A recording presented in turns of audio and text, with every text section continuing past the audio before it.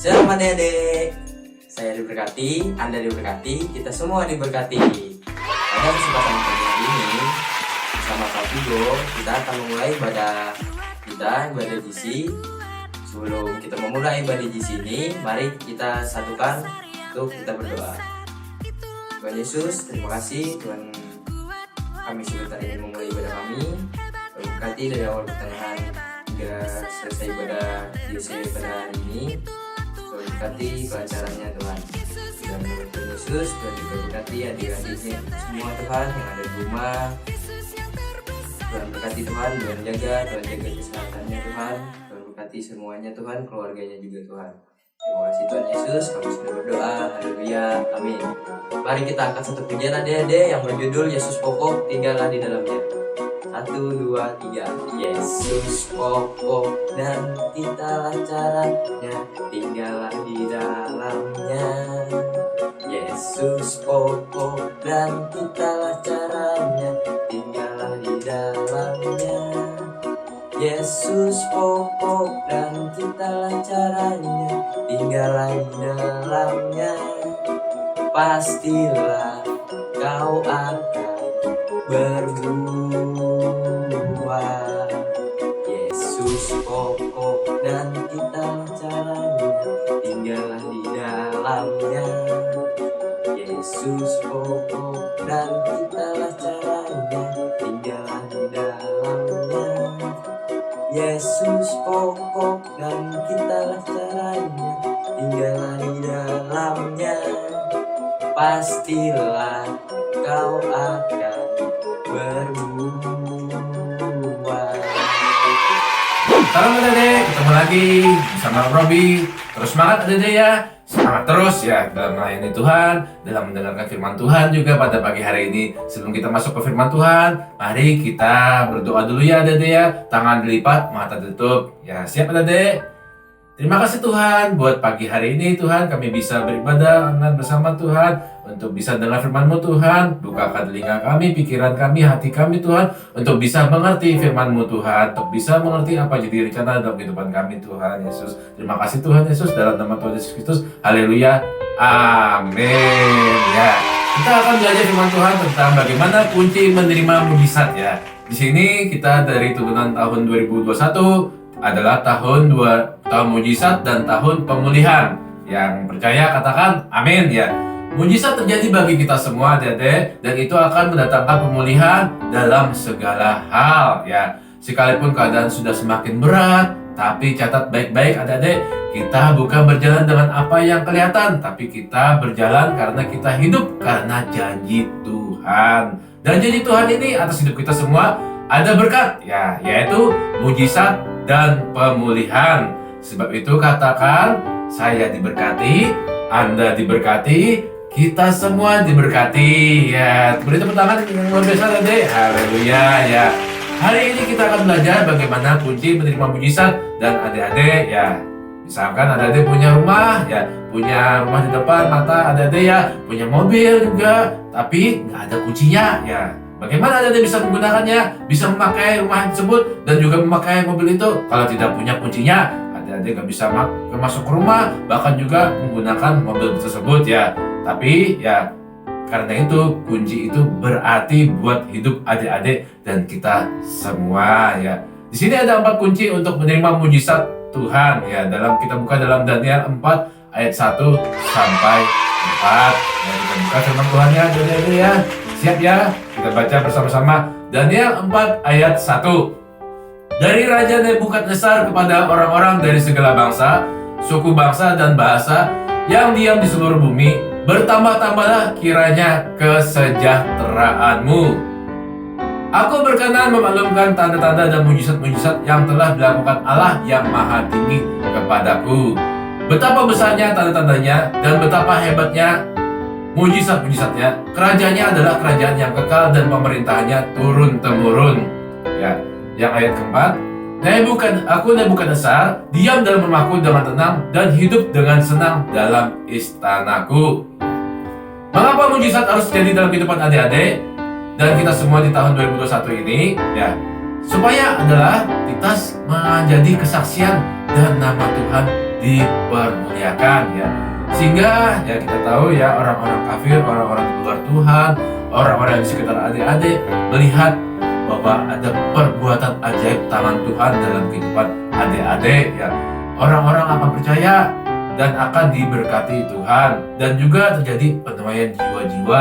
Itu yang Tuhan mau lakukan ya. Itu sebabnya pada hari ini ya, mujizat harus terjadi dalam kehidupan adik-adik dan kita semua ya. Nebukadnezar ini adalah seorang kafir yang tidak mengenal Tuhan. Sebelumnya kita tahu kejadian Sadrak, Mesak, dan Abednego mengalami mujizat karena dibakar hidup-hidup dan tetap selamat, tidak terjadi apa-apa, luka bakar bahkan sekalipun tidak terjadi ya. Dan Nebukadnezar ini melihat hal tersebut. Apakah dia bertobat setelah ada mujizat dalam kejadian tersebut? Dia tetap tidak bertobat dan dia tetap tidak percaya dan dia tetap percaya dengan apa yang dia sembah ya. Terus bagaimana? Apa yang jadi dengan Nebukadnezar ini? Ya, Tuhan yang berperkara atas hidup dia dan dikasihnya mimpi sehingga dia mengalami hal-hal yang berat ya, dijatuhkan, direndahkan sehingga dia mengakui Tuhan yang hidup, dan pertobatan dia membawanya ke hal yang lebih dahsyat dan luar biasa ya. Kita baca firman Tuhan dalam Daniel 4 ayat 36 dan 37. Ya ada ya. Pada waktu akal budiku kembali kepadaku, kembalilah juga kepadaku kebesaran dan kemuliaanku untuk kemasyuran kerajaanku. Para menteriku dan para pembesarku menjemput aku pagi. Aku dikembalikan kepada kerajaanku, bahkan kemuliaan yang lebih besar dari dahulu diberikan kepadaku. Jadi sekarang aku Nebukadnezar memuji, meninggikan, dan memuliakan Raja Sorga yang segala perbuatannya adalah benar dan jalan-jalannya adalah adil, dan yang sanggup merendahkan mereka yang berlaku congkak. Luar biasa adik-adik yang dikasih Tuhan.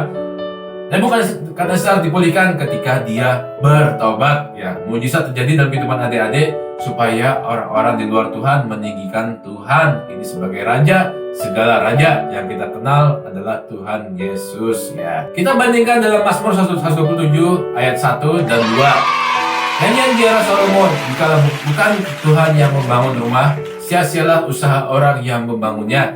Jikalau bukan Tuhan yang mengawal kota, sia-sialah pengawal berjaga-jaga. Yang ayat 2, sia-sialah kamu bangun pagi-pagi dan duduk-duduk sampai jauh malam, dan makan roti yang diperoleh dengan susah payah, sebab ia memberikannya kepada yang dicintainya pada waktu tidur. Ya, wow.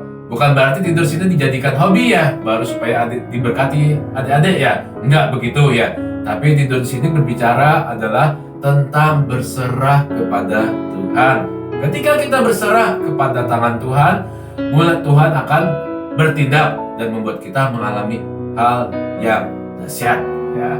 Jadi di sini poin pertama adalah undang dia, libatkan Tuhan dalam seluruh rencanamu dan andalkan Tuhan dalam seluruh aspek hidupmu ya. Caranya undang bagaimana? Ya, pertama adalah bangun mesbah doa. Banyak berdoa, banyak memuji, banyak menyembah Tuhan, maka Tuhan akan disukakan ya. Bagaimana melibatkan Tuhan dalam seluruh kehidupanmu? Kuncinya adalah jadi pelaku firman ya. Gimana jadi pelaku firman? Ya banyak baca firman dong ya. Yang nggak pernah baca firman, yang nggak pernah ikut dengar khotbah, asik dengan dunia sendiri. Ketika kau banyak dengar dan baca firman, maka kau tahu apa yang Tuhan mau, baik berupa nasihat, teguran, ya ini jadi bagianmu ya, imani, jalani dan kerjakan ya. Maka hal tersebut kau sedang melibatkan Tuhan ya. Firman Tuhan katakan, cari Tuhan ya, maka kau akan hidup. Firman Tuhan katakan mengajarkan supaya apa? Kita bisa melibatkan Tuhan dalam hidup kita ya. Mari adik-adik dalam ibadah ya sungguh-sungguh ya, fokus dan libatkan Tuhan dalam hidupmu. Nah, dalam belajar pun juga sama. Genapi firman Tuhan, lakukan firman Tuhan, belajarlah dengan sungguh-sungguh. Supaya apa? Melalui belajarmu, nama Tuhan dipermuliakan ya. Malas itu apa pelaku firman Tuhan? Ya firman Tuhan katakan ya dalam Amsal 6 ayat 6 ya. Hai pemalas, pergilah kepada semut, perhatikanlah lakunya dan jadilah bijak. Nah, kau gak bisa belajar dengan baik. Kau gak bisa belajar dengan baik, ya di sini kau akan kalah dengan dunia ini. Kenapa? Jika kau rajin belajar, itu merupakan kunci sukses keberhasilanmu untuk masa depanmu yang lebih baik di dunia ini. Ya, jadi libatkan Tuhan dalam belajarmu. Ya, adik-adik ya, banyak berdoa, banyak menyembah Tuhan, maka Dia akan menggenapi firman-Nya dan akan menjadikan engkau sukses dalam belajarmu. Ya, yang percaya katakan amin. Ya, oke, adik-adik ya, andalkan Tuhan dalam seluruh aspek kehidupanmu. Maksudnya percaya mutlak Tuhan dan firman-Nya, ya, dari Kejadian sampai Wahyu, ya, itu firman Tuhan, ya, dan percaya dan amin, ya. Ketika kau dalam goncangan, percaya janjinya, ya dan amin, ya. Ketika kau dalam ketakutan dalam masa depanmu, percaya dan janjinya masa depanmu penuh pengharapan. Tuhan yang berperan dalam hidup kita, percaya dan yakini dan amini itu terjadi dalam kehidupan kita semua, ya. Kunci kedua untuk menerima mujizat Tuhan adalah merendahkan diri di hadapan Tuhan. Sama seperti Kristus rela mati untuk manusia disalibkan, Allah yang hidup rela tinggalkan semua jadi manusia, ya. Ayo belajar rendah hati. Rendah hati itu berarti jangan sombong, ya. Kesombongan Nebukadnezar pun akhirnya runtuh karena ada tangan Tuhan yang menekan dia dan pertama dia mengalami hal yang luar biasa. Di tahun 2021 ini, apapun yang jadi, semua karena anugerah Tuhan. Ketika kau sukses belajar, jangan berkata itu karena saya pintar, ya, karena usaha kerasmu, karena engkau hebat, karena engkau sudah belajar. Ingat, bukan itu, karena Tuhan yang beri kau kepintaran, ya. Jangan sombong, ya. Ketika kau kaya juga, jangan merendahkan orang miskin, maka sesungguhnya engkau sedang direndahkan, ya. Kita buka firman Tuhan dalam 1 Petrus pasal 5 ayat 6 dan 7. Ya, kita baca yang ada deh, ya. Karena itu rendahkanlah dirimu di bawah tangan Tuhan yang kuat, supaya kamu ditinggikannya pada waktunya. Yang ayat 7, serahkanlah segala kekhawatiranmu kepadanya, sebab Ia yang memelihara kamu. Oke, adik-adik, ketika kita merendahkan diri di hadapan Tuhan, maka Tuhan akan meninggikan kita. Haleluya, ya. Bagaimana kita bisa merendahkan diri kita? Yaitu ketika kita hanya bermegah di dalam Tuhan. Kita sadari segala yang ada dalam kehidupan kita itu karena kasih kemurahan Tuhan. Kebaikan Tuhan yang melimpah, ya. Itu karena anugerahnya, anugerah daripada Tuhan. Amin, ya, luar biasa, ya. Tuhan yang membuat segala sesuatunya jadi, dan mujizat pun, pemulihan pun terjadi, ya. Contoh, ketika adik-adik jalan, ya, misalkan, ya, jalan ketemu dengan Om Robi, maka jalan dengan sombongnya adik-adik, ya.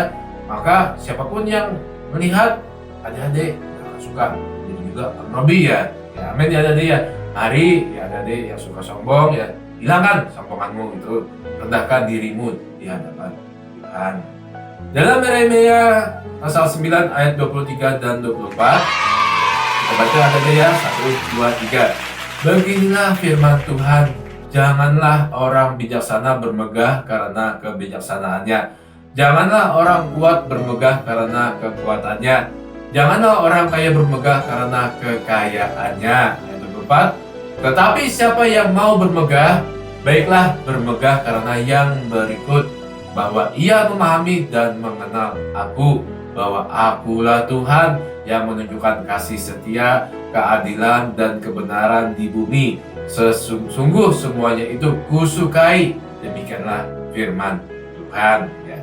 Bermegah dalam Tuhan artinya sadari bahwa apapun yang terjadi dalam kehidupan adik-adik terus mengucap syukur, menerima rahmat Tuhan, kekayaan, kebahagiaan, sukacita, damai sejahtera, keluarga harmonis, kau nikmati dan sadari itu karena kemurahan Tuhan. Amin, ya.